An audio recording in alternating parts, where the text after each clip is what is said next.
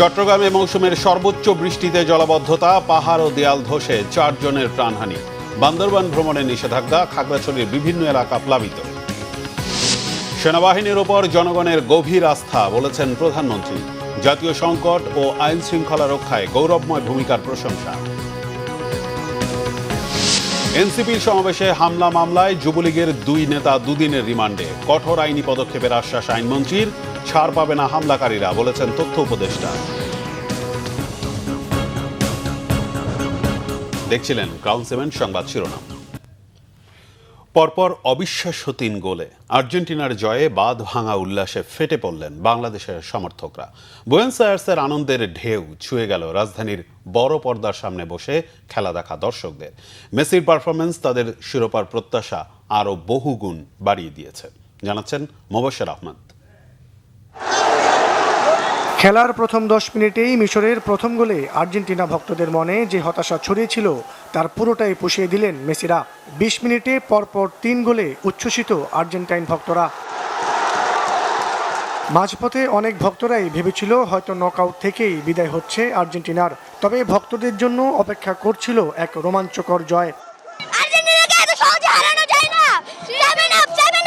প্রথম থেকে যেরকম খেলছে গোলকিটার জন্য অনেক গোল বেঁচে গেছে, নাহলে কিন্তু গোল আজকে প্রায় 7 থেকে 8টা গোল হতো। আজকে যে খেলা দিচ্ছে এটা আমাদের ওয়ার্ল্ড কাপ 26 সালে 20 মিনিটে comeback. What a comeback! Argentina মানেই কিন্তু এক্সট্রা ধামাকা দেয়। আমাদের যারা দর্শক আছি এদের আসলে হার্টের ক্যাপাসিটি টেস্ট নিছে। শিরোপা জয়ের আকাঙ্ক্ষা আরও তীব্র হলো আর্জেন্টাইন সমর্থকদের মনে। মেসির হাতে 3টা কাপ থাকবে, এইটি আমরা আশা করি। আজকে যে ম্যাচটা হয়েছে এই ম্যাচের পরে আমরা আশা করতেই পারি যে ডিফেন্ডিং চ্যাম্পিয়ন বর্তমান আর্জেন্টিনা এইবারও কাপ নিচ্ছে। 3 গোলে জয় নিয়ে কোয়ার্টার ফাইনালে টিম আর্জেন্টিনার আরও ভালো পারফরম্যান্সের প্রত্যাশা করছেন সমর্থকেরা। মোবাশ্বের আহমেদ, বাংলা ভিশন, ঢাকা। টানা বৃষ্টিতে চট্টগ্রাম, কক্সবাজার ও রাঙামাটিতে পাহাড় ও দেয়াল ধসে মৃত্যু হয়েছে 4 জনের। এদের মধ্যে কক্সবাজারে 1 নারী সহ 2 জন, চট্টগ্রামে 1 জন এবং রাঙামাটিতে 1 জনের মৃত্যু হয়েছে। আহত হয়েছেন শিশু সহ অন্তত 6 জন। এছাড়া বেশ কিছু এলাকায় তৈরি হয়েছে জলাবদ্ধতা। স্থগিত করা হয়েছে চট্টগ্রামের বিভিন্ন স্কুলের অর্ধবার্ষিকী পরীক্ষাও। প্রতিনিধিদের পাঠানো তথ্য ছবিতে নাজমুল নিশানের ডেস্ক রিপোর্ট। মৌসুমী স্থল নিম্নচাপের প্রভাব আর টানা বৃষ্টিতে কক্সবাজারে আবারও ভয়াবহ পাহাড় ও দেয়াল ধস হয়েছে। এতে 1 নারী সহ 2 জনের মৃত্যু হয়েছে। এ ঘটনায় 2 শিশু সহ আহত হন 3 জন। স্থানীয়রা জানান দুপুর 2টার দিকে হাজিনগর এলাকার জসিম উদ্দিন নামে এক ব্যক্তির বাড়িতে পাহাড় ধসে পড়ে। এতে জসিম ও তার স্ত্রী লিমা এবং 2 শিশু মাটির নিচে চাপা পড়ে। স্থানীয়রা দ্রুত তাদের উদ্ধার করে জেলা সদর হাসপাতালে নিয়ে যায়। পরে চিকিৎসক লিমা আক্তারকে মৃত ঘোষণা করেন। ঝুঁকিপূর্ণ পাহাড়ের পাদদেশে বসবাসকারীদের দ্রুত নিরাপদ স্থানে সরে যাওয়ার জন্য মাইকিং করা হচ্ছে বলে জানায় প্রশাসন। মাইকিংয়ের ব্যবস্থা করেছি যে পাহাড়ে যাতে কেউ অবৈধভাবে বসবাস না করে এখান থেকে নিরাপদে সরে যায়। আমাদের আশ্রয় কেন্দ্রগুলো রেডি আছে। ইভেন এখানে যেটা দেখতেছি তাদেরকেও কিন্তু গতকালকেও মাইকিং করা হয়েছে, তাদেরকে সরে যেতে হয়েছে। এখানকার যারা সমিতি আছে তাদের লিডারদের সাথে কথা বলেছি আমরা, তারাও এদেরকে সবাইকে এসে অনুরোধ করছে যে তারা যেন সরে যায়। এটা তারা ঘুমাচ্ছিল এবং তারা সরে যায়নি, এটা খুবই অনাকাঙ্ক্ষিত, যার ফলে এই দুর্ঘটনা ঘটেছে। একজন নিহত হয়েছে এবং ওনার স্বামী আহত হয়ে কক্সবাজার সদর হাসপাতালে আছে। এদিকে চট্টগ্রামে পাঁচলাইশ থানার রহমাননগর আবাসিক এলাকায় দেয়াল ধসে শফিকুর রহমান নামে এক যুবকের মৃত্যু হয়েছে। এই ঘটনায় আহত হয়েছে 1 শিশু সহ 3 জন। ওই যুবকের বাড়ি গাইবান্ধার সুন্দরগঞ্জে। পাঁচলাইশ থানার ভারপ্রাপ্ত কর্মকর্তা জাহিদুল ইসলাম বিষয়টি নিশ্চিত করে জানান, আহত 3 জনকে চট্টগ্রাম মেডিকেল কলেজ হাসপাতালে চিকিৎসা দেওয়া হচ্ছে। অন্যদিকে রাঙ্গামাটির বাগাইছড়িতে পাহাড় ধসে লক্ষ্মীবিলাস চাকমা নামে একজনের মৃত্যু হয়েছে। স্থানীয়রা জানান, সকালে গরুর খড়ের স্তূপে জমে থাকা পানি নিষ্কাশনের জন্য ড্রেন কাটছিলেন লক্ষ্মী। এ সময় পাহাড় ধসে একটি গাছের নিচে চাপা পড়ায় ঘটনাস্থলে তার মৃত্যু হয়। আপনার বৃষ্টির কারণে ধসে গেছে, ভেঙে গেছে। এখন আমরা অনেক কষ্ট করে চলাফেরা করতেছি, এখন আমাদের অনেক কষ্ট হচ্ছে। আমরা সবসময় সতর্ক থাকতেছি যারা আমরা নিচে থাকি। এখন জেলা প্রশাসনের কাছে আমার সবচেয়ে আকুল আবেদন থাকবে, আমাদের উপরে যারা আছে তাদেরকে দয়া করে একটু সচেতন হওয়ার জন্য, যেন ওনারা দৃষ্টি আকর্ষণ করে। বাঘাইছড়ি উপজেলা নির্বাহী কর্মকর্তা আমিনা মারজান ঘটনাস্থল পরিদর্শন করেন এবং লক্ষ্মীর পরিবারকে সহায়তার আশ্বাস দেন। এছাড়া পাহাড় ধসের ঝুঁকিপ্রবণ এলাকাগুলো পরিদর্শন করেছেন জেলা প্রশাসক Nazma Ashrafi. Bangla vision news desk. সেনাবাহিনীর গ্রীষ্মকালীন মহড়া আকস্মিক পরিদর্শন করেছেন প্রধানমন্ত্রী তারেক রহমান। এ সময় প্রধানমন্ত্রী বলেন, দেশের জনগণ সেনাবাহিনীর উপর গভীর আস্থা রাখে। জাতীয় সংকট ও আইন শৃঙ্খলা রক্ষায় সেনাবাহিনীর গৌরবময় ভূমিকার প্রশংসা করেন প্রধানমন্ত্রী। আহমেদ সরোয়ারের রিপোর্ট। মঙ্গলবার সকালে মানিকগঞ্জের সিঙ্গাইরে বাংলাদেশ সেনাবাহিনীর ৯ম পদাতিক ডিভিশনের অধীনে ৮ম বীরের গ্রীষ্মকালীন প্রশিক্ষণ এলাকায় হঠাৎ উপস্থিত হন প্রধানমন্ত্রী তারেক রহমান। তিনি হেঁটে মহড়ার বিস্তীর্ণ এলাকা পরিদর্শন করেন। প্রধানমন্ত্রী তারেক রহমান ফার্ম বেজের বিভিন্ন অংশ ঘুরে দেখেন এবং দায়িত্বপ্রাপ্ত জেনারেল অফিসার কমান্ডিং জিওসি ও ইউনিটের কমান্ডিং অফিসারের কাছ থেকে প্রশিক্ষণ কার্যক্রম ও কৌশলগত প্রস্তুতি সম্পর্কে অবহিত হন। তিনি একজন কমান্ডারের মৌখিক অপারেশনাল নির্দেশনা মনোযোগ দিয়ে শোনেন এবং সেনা সদস্যদের পরিচালিত একটি রেইড মহড়া প্রত্যক্ষ করেন। যুদ্ধক্ষেত্রে সেনা সদস্যদের অবস্থান গ্রহণ, রণকৌশল, সমরাস্ত্রের ব্যবহার এবং বাস্তবধর্মী প্রশিক্ষণের বিভিন্ন দিক ঘুরে ঘুরে দেখেন প্রধানমন্ত্রী। ব্যাংকারে নেমে মহড়ায় অংশগ্রহণকারী অফিসার ও সেনা সদস্যদের সাথে রণকৌশল নিয়ে মতবিনিময় করেন। এমনকি গাছের পাতার আড়ালে ছদ্মবেশে অবস্থানরত সেনা সদস্যদের কাছে গিয়েও তাদের খোঁজ খবর নেন এবং দায়িত্ব পালনে উৎসাহ প্রদান করেন। এক পর্যায়ে প্রধানমন্ত্রী তারেক রহমান মহড়ায় অংশগ্রহণকারী সেনা সদস্যদের জন্য প্রস্তুত করা তাৎক্ষণিক রান্না করা খাবার গ্রহণ করেন এবং তাদের সাথে চা পান করেন। মাঠ পর্যায়ে সেনা সদস্যদের সাথে সরকার প্রধান দীর্ঘ সময় কাটানোয় উপস্থিত সেনা সদস্যরা উচ্ছ্বাস প্রকাশ করেন। পরে সেনা সদস্যদের উদ্দেশ্যে দিক নির্দেশনামূলক বক্তব্যে প্রধানমন্ত্রী তারেক রহমান বলেন, দেশের জনগণ বাংলাদেশ সেনাবাহিনীর উপর গভীর আস্থা রাখে। জাতীয় সংকট ও আইন শৃঙ্খলা রক্ষায় সেনাবাহিনীর গৌরবময় ভূমিকার প্রশংসা করে তিনি পেশাদার প্রশিক্ষণ, শৃঙ্খলা ও সর্বোচ্চ প্রস্তুতি বজায় রাখার উপর গুরুত্ব আরোপ করেন। সেই সাথে বাংলাদেশ সেনাবাহিনীর উত্তরোত্তর সাফল্য কামনা করেন। দেশের ইতিহাসে এই প্রথম কোনো প্রধানমন্ত্রী সেনাবাহিনীর গ্রীষ্মকালীন প্রশিক্ষণ এলাকায় সশরীরে উপস্থিত হয়ে মাঠ পর্যায়ে সদস্যদের সাথে দীর্ঘ সময় কাটালেন। আহমেদ সরওয়ার, বাংলাভিশন, ঢাকা। সংসদ অধিবেশন দেখতে আসা দেশের বিভিন্ন শিক্ষা প্রতিষ্ঠানের শিক্ষক ও শিক্ষার্থীদের সঙ্গে সাক্ষাৎ করেছেন প্রধানমন্ত্রী তারেক রহমান। মঙ্গলবার বিকেলে অধিবেশনের বিরতির ফাঁকে শিক্ষার্থীদের সাথে সাক্ষাৎ করেন তিনি। এ সময় প্রধানমন্ত্রী তাদের সঙ্গে কুশলাদি বিনিময় করেন এবং তাদের লেখাপড়ার খোঁজ খবর নেন। দেশ গঠনে ভূমিকা রাখতে নিজেদের দক্ষ করে গড়ে তোলারও আহ্বান জানান তিনি। এ সময় প্রধানমন্ত্রীর সাথে ছিলেন স্থানীয় সরকার প্রতিমন্ত্রী মীর শাহে আলম ও অতিরিক্ত প্রেস সচিব আতিকুর রহমান রুমান। বিএনপি সরকারের সময় সংসদ অধিবেশন দেখার সুযোগ পাচ্ছেন দেশের বিভিন্ন শিক্ষা প্রতিষ্ঠানের শিক্ষক ও শিক্ষার্থীরা। সেই ধারাবাহিকতায় 4 জন বিদেশি শিক্ষার্থীও এই সুযোগ পান। তারা সংসদের নির্মাণশৈলী প্রত্যক্ষ করেন, ঘুরে দেখেন লাইব্রেরি। পরে সংসদ অধিবেশন প্রত্যক্ষ করেন শিক্ষার্থীরা। এরপর নামাজের বিরতিতে তারা সাক্ষাৎ পান প্রধানমন্ত্রী তারেক রহমানের। নারায়ণগঞ্জ জেলার রূপগঞ্জ উপজেলার বিভিন্ন শিক্ষা প্রতিষ্ঠানের শিক্ষার্থী ও শিক্ষক সহ নটরডেম কলেজের 43 জন শিক্ষার্থী ও 10 জন শিক্ষক, ইউনিভার্সিটি অফ অক্সফোর্ডের 4 জন বিদেশি শিক্ষার্থী সংসদ ভবন পরিদর্শন ও অধিবেশন প্রত্যক্ষ করার সুযোগ পান।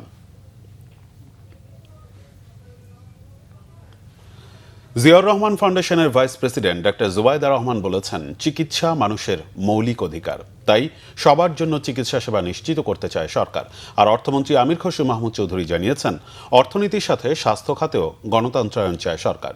দেশের মানুষের বড় অঙ্কের অর্থ চিকিৎসায় ব্যয় হওয়াকে দুঃখজনক বলেও মন্তব্য করেন অর্থমন্ত্রী। রিপোর্ট গোলাম মইনুল হাসানের। বাংলাদেশের স্বাস্থ্যসেবার মান ও চিকিৎসকদের আন্তরিকতা নিয়ে সাধারণ মানুষের মধ্যে প্রশ্ন রয়েছে মোটা দাগে। বিপুল সংখ্যক মানুষ চিকিৎসা নিতে যান বিদেশে। সেবার প্রশ্নে সরকারি এমনকি বেসরকারি হাসপাতালে চিকিৎসকদের সাথে রোগী স্বজনদের সংঘর্ষের ঘটনাও সামনে আসে প্রায়। এমন প্রেক্ষাপটে রাজধানীর হোটেলে স্বাস্থ্য খাতে উদ্যোক্তা তৈরি বিষয়ক অনুষ্ঠানের আয়োজন করা হয়। এতে অংশ নেন জিয়াউর রহমান ফাউন্ডেশনের ভাইস প্রেসিডেন্ট ডাক্তার জুবাইদা রহমান। জানান, স্বাস্থ্যসেবা প্রতিটি মানুষের দোরগোড়ায় পৌঁছে দিতে কাজ করছে সরকার। We believe health is not a privilege. It is a fundamental human right. Bangladesh's health sector has been facing years of neglect. সবার জন্য চিকিৎসা সেবা নিশ্চিত করবে সরকার। প্রতিটি নাগরিক স্বাস্থ্য সেবা গ্রহণ করতে পারবেন সম্মানের সাথে। পরিবেশ তৈরি করতে হবে স্বাস্থ্য খাতে উদ্যোক্তাদের জন্য। আর নতুন নতুন উদ্যোক্তা এলে দেশের স্বাস্থ্য খাতের চেহারা পাল্টে যেতে সহায়ক হবে। We aim for disease prevention and health awareness to deliver services door to door in villages. অর্থমন্ত্রী বলেন, দেশের স্বাস্থ্যসেবার গুণগত মান নিশ্চিতে সরকারি ও বেসরকারি খাত একসাথে কাজ করতে হবে। The elected government has to deliver what we have promised. And healthcare is one thing we have promised to our people. সরকার কিভাবে স্বাস্থ্য খাতের উদ্যোক্তাদের সাহায্য করতে পারে সেটি বড় প্রশ্ন। সরকারি বেসরকারি খাতে প্রতিযোগিতা আছে, তবে একসাথেই কাজ করতে হবে সবার স্বাস্থ্যসেবা নিশ্চিতে। এক্ষেত্রে সরকারি খাতের চেয়ে বেসরকারি খাত ভালো করছে। Private sector and government are already, we have taken decision that how they can work together. অনুষ্ঠানে স্বাস্থ্যমন্ত্রী জানান, স্বাস্থ্য খাতে উন্নতির জন্য সর্বোচ্চ গুরুত্ব দিচ্ছে সরকার। স্বাস্থ্য খাতে নৈতিকতা সবচেয়ে জরুরি বলেও মনে করেন তিনি। Medical entrepreneurship needs moral, high moral. Without high moral, in this entrepreneurship cannot be successful. Golam Mainul Hasan, Bangla vision, Dhaka. সাভারে জাতীয় নাগরিক পার্টি এনসিপির জুলাই পদযাত্রা সমাবেশে ককটেল বিস্ফোরণের ঘটনায় করা মামলায় গ্রেপ্তার যুবলীগের 2 নেতার 2 দিনের রিমান্ড মঞ্জুর করেছেন আদালত। ঢাকা জুডিশিয়াল ম্যাজিস্ট্রেট তাজুল ইসলাম সোহাগ শুনানি শেষে এ আদেশ দেন। রিমান্ডে নেওয়া 2 জন হলেন নিষিদ্ধ যুবলীগ নেতা মোহাম্মদ নুরুল ইসলাম ও কর্মী মোহাম্মদ সজীব। তারা 2 জন মানিকগঞ্জের সিংগাইর উপজেলার জয়মণ্ডপ ইউনিয়নের বাসিন্দা। পুলিশ জানায়, গ্রেফতার 2 আসামিকে আদালতে হাজির করে মামলার তদন্ত কর্মকর্তা উপপরিদর্শক মোহাম্মদ শাখাওয়াত ইমতিয়াজ 7 দিনের রিমান্ড চেয়ে আবেদন করেন। শুনানি শেষে 2 দিনের রিমান্ড মঞ্জুর করেন আদালত। এর আগে 6 জুলাই রাতে সাভারের তারাপুর ঈদগাহ মাঠে এনসিপি সমাবেশ চলাকালে মঞ্চের সামনে বিস্ফোরণের ঘটনা ঘটে, এতে কয়েকজন আহত হন। এ ঘটনায় সাভার থানায় এনসিপির ঢাকা জেলা উত্তরের সদস্য সচিব সালামতুল্লাহ রনি বাদী হয়ে মামলা করেন।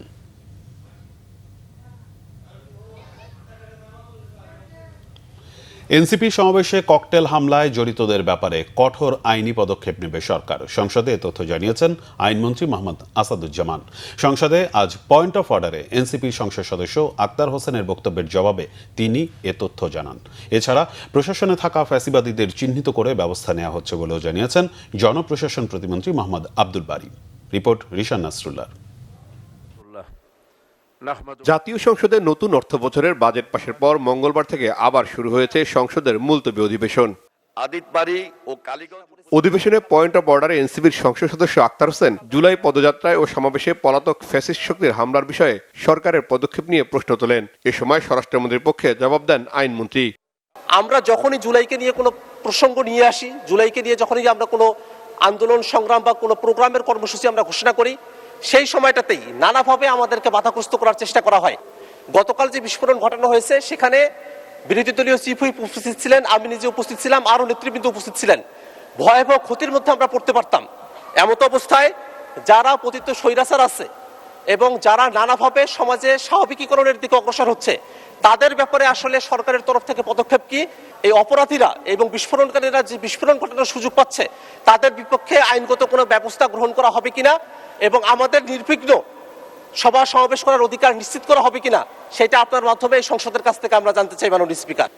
আমরা আশ্বস্ত করতে পারি যে এর সাথে যদি কেউ জড়িত থাকে তার বিরুদ্ধে আইনিভাবে যতটা পদক্ষেপ নেওয়া সম্ভব, স্বচ্ছতার সাথে ততটা কঠোর পদক্ষেপই সরকার নেবেন।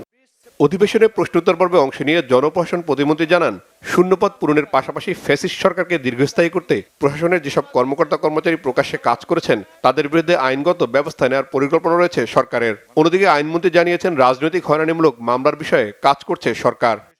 যে রাজনৈতিক মামলাগুলো এখনো প্রত্যাহার হয়নি, ইতিমধ্যে সেই মামলাগুলো প্রত্যাহারের জন্য জেলা প্রশাসকের নেতৃত্বে একটি কমিটি হয়েছে।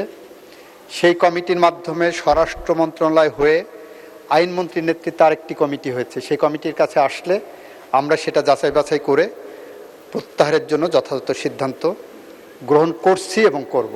শূন্যপদ পূরণের জন্য ইতিমধ্যে 6 মাস, 1 বছর এবং 5 বছর মেয়াদী কর্ম পরিকল্পনা প্রণয়ন করা হয়েছে। পরিকল্পনায় বর্ণিত স্বচ্ছতা ও দ্রুততার সাথে 5 লক্ষ সরকারি কর্মচারী নিয়োগ, এর বিষয়ে অন্যান্য মন্ত্রণালয় বিভাগের নিয়োগের সর্বশেষ অবস্থা, শূন্য পদে নিয়োগের তথ্য এবং ক্যাডার পদে নিয়োগের অধিযাচন প্রেরণের জন্য জনপ্রশাসন মন্ত্রণালয় হতে পত্র প্রেরণ করা হয়েছে।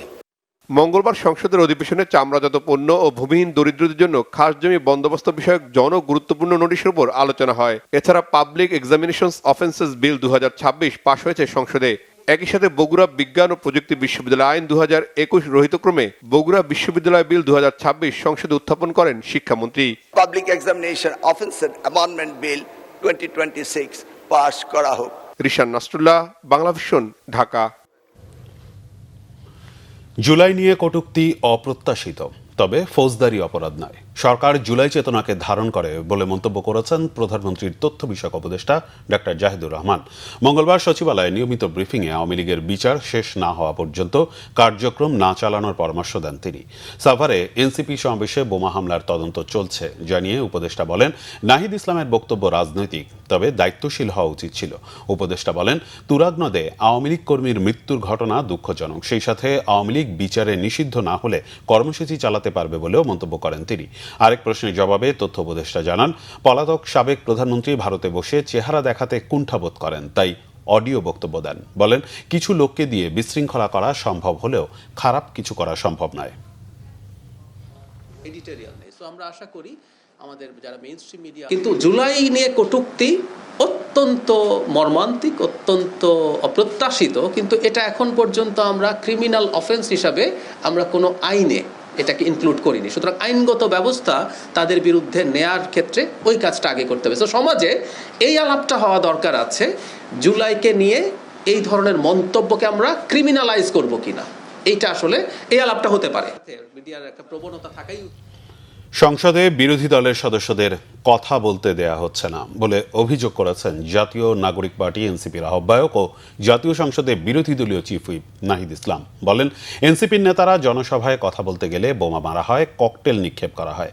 মঙ্গলবার টাঙ্গাইলের সখীপুরে এনসিপি আয়োজিত জুলাই পদযাত্রা শেষে পথসভায় নাহিদ ইসলাম এ অভিযোগ করেন।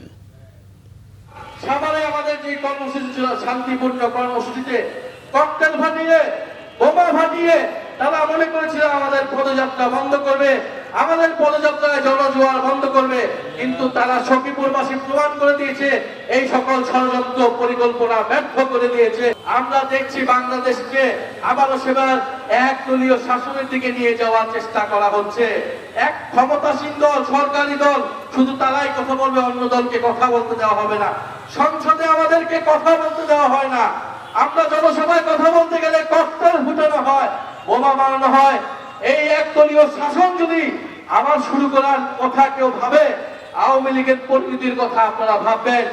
আওয়ামী লীগ 16 বছর একদলীয় শাসন করে দিল্লিতে হেলিকপ্টার নিয়ে পালাতে হবে। এদিকে গণভোটের গণরায় বাস্তবায়ন এবং জুলাই আন্দোলনে মানবতা বিরোধী অপরাধে অভিযুক্তদের গ্রেফতার ও বিচারের দাবিতে রাজধানীতে মানববন্ধন করেছে জামাত ইসলামের নেতৃত্বাধীন 11 দলীয় জোট। স্পিকারের কাছে স্মারকলিপি জমা দিয়েছেন তারা। মঙ্গলবার দুপুরে জামাতের সেক্রেটারি জেনারেল অধ্যাপক মিয়া গোলাম পরোয়ারের নেতৃত্বে জোটের সদস্যরা স্পিকার অবসরপ্রাপ্ত মেজর হাফিজ উদ্দিনের কাছে স্মারকলিপি জমা দেন। মানিক মিয়া এভিনিউতে মানববন্ধন করে জামাত ইসলামের নেতৃত্বাধীন 11 দলীয় জোট। মানববন্ধনে প্রধান অতিথি হিসেবে বক্তব্যে জামাত ইসলামের সেক্রেটারি জেনারেল অধ্যাপক মিয়া গোলাম পরোয়ার বলেন, স্পিকার আশ্বাস দিয়েছেন তিনি প্রধানমন্ত্রী তারেক রহমানের সঙ্গে এ বিষয়ে কথা বলবেন। মানববন্ধনে এনসিপির সদস্য সচিব আক্তার হোসেন বলেন, জুলাই আকাঙ্ক্ষা বাস্তবায়ন করতে হলে দ্রুত গণভোটের রায় বাস্তবায়ন করতে হবে। জুলাইকে তারা খাটো করার চেষ্টা করছে। বাংলাদেশ রাষ্ট্রটিকে একটি গণতান্ত্রিক রাষ্ট্র হিসেবে বিনির্মাণ করতে হবে। অবশ্যই জুলাই সনদের যে গণভোটের গণরায়, সেই গণরায়কে অবশ্যই বাস্তবায়ন করতে হবে। আষাঢ়ের এই বর্ষণমুখ দুপুর থেকে দেশ ও জাতির প্রয়োজনে একটি বৈষম্যহীন বাংলাদেশ গড়ার জন্য 11 দলের ডাকের সাড়া দিয়ে আজকের এই মানববন্ধন কর্মসূচি যারা সফল করেছেন, আমি 11 দলের পক্ষ থেকে তাদের সকলকে মোবারকবাদ এবং ধন্যবাদ জানাচ্ছি। আধুনিক অর্থনৈতিক ব্যবস্থা গতি বাড়াতে বিমা খাতকে একটি শক্ত ও সুনির্দিষ্ট আইনি কাঠামোর মধ্যে এনে জনগণের আস্থা ফেরানো জরুরি বলে মনে করেন তথ্য ও সম্প্রচার মন্ত্রী জহিরুদ্দিন স্বপন। দুপুরে রাজধানীর অফিসার্স ক্লাবে ন্যাশনাল লাইফ ইন্স্যুরেন্স পিএলসির 42তম প্রতিষ্ঠাবার্ষিকীর অনুষ্ঠানে প্রধান অতিথির বক্তব্যে তিনি এ মন্তব্য করেন। বিগত আমলের অর্থনৈতিক অনিয়মের চিত্র তুলে ধরে তথ্য ও সম্প্রচার মন্ত্রী বলেন, প্রধানমন্ত্রী তারেক রহমানের নেতৃত্বে বর্তমান সরকার কেবল গতানুগতিকভাবে দেশ পরিচালনার জন্য ক্ষমতা গ্রহণ করেনি। এই সরকার ভঙ্গুর অর্থনীতি উত্তরাধিকার হিসেবে পেয়েছে।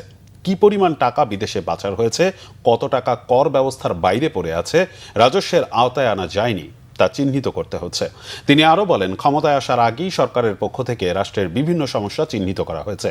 এখন এই সমস্যাগুলো সংস্কার ও মেরামত করা না হলে সমাধানের মূল লক্ষ্য বাস্তবায়ন করা সহজ হবে না। আমাদের সরকারের সবচেয়ে বড় চ্যালেঞ্জ হচ্ছে বিগত আমলের একটা ভঙ্গুর অর্থনীতি, একটা দেউলিয়া অর্থনীতিতে রূপান্তরিত হয়েছে। আপনারা সবাই জানেন কি পরিমাণ টাকা এখানে বিদেশে পাচার করা হয়েছে, কি পরিমাণ টাকা এখানে কর ব্যবস্থার বাইরে পড়ে আছে, কি পরিমাণ টাকা এখানে রাজস্ব আদায়যোগ্য হওয়া সত্ত্বেও রাজস্বের আওতায় আনা যায়নি, এবং রাষ্ট্রের এইভাবে বঞ্চিত হওয়ার যে প্রক্রিয়া, সেই প্রক্রিয়াগুলিকে আমাদের চিহ্নিত করতে হবে। সোনারগাঁও ইউনিভার্সিটি গ্রিন রোড ক্যাম্পাসে আনুষ্ঠানিকভাবে উদ্বোধন করা হয়েছে ফল অ্যাপ্রাইজ অ্যাডমিশন ফেয়ার 2026। মেলা উদ্বোধন করেন সোনারগাঁও ইউনিভার্সিটির বোর্ড অফ ট্রাস্টিজের চেয়ারম্যান ও প্রতিষ্ঠাতা engineer Abdul Aziz, board of ট্রাস্টিজের নির্বাহী সদস্য অ্যাডভোকেট উম্মে সালমা এবং উপদেষ্টা আজিজুল বারী। এ সময় উপস্থিত ছিলেন সোনারগাঁও ইউনিভার্সিটির ভারপ্রাপ্ত উপাচার্য প্রফেসর ডক্টর মোহাম্মদ একরামুল ইসলাম, উপ উপাচার্য প্রফেসর বুলবুল আহমেদ ও ইউনিভার্সিটির বিভিন্ন অনুষদের ডিন, বিভাগীয় প্রধান, কোঅর্ডিনেটর, শিক্ষক, কর্মকর্তা ও শিক্ষার্থীরা। মেলায় ভর্তিকৃত শিক্ষার্থীদের জন্য বিশেষ কিছু সুযোগ সুবিধার মধ্যে রয়েছে ফেয়ার এক্সক্লুসিভ ওয়েভার, যেখানে ভর্তি হলে শিক্ষার্থীরা 40,000 টাকা নিশ্চিত টিউশন ফি ওয়েভার পাচ্ছে। এছাড়া তাৎক্ষণিক সুবিধা হিসেবে শিক্ষার্থীরা পাচ্ছেন একটি ব্যাগ এবং 1,500 টাকার ইনস্ট্যান্ট ওয়েভার। পাশাপাশি পূর্ববর্তী পরীক্ষার ফলাফলের ভিত্তিতে শিক্ষার্থীদের জন্য 100% পর্যন্ত মেধাভিত্তিক স্কলারশিপের সুবিধা।